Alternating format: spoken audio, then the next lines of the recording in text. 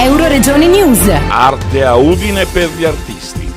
Rocco Burtone, poliedrico artista, oggi in versione autore di libri gialli. Parlaci del tuo ultimo libro. Come si chiama?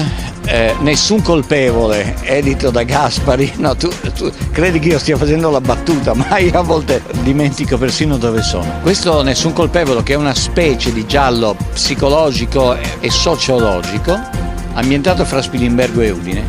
Tu non l'hai letto, però dovresti leggerlo, perché adesso, a distanza di tanto tempo, posso dire che è bello.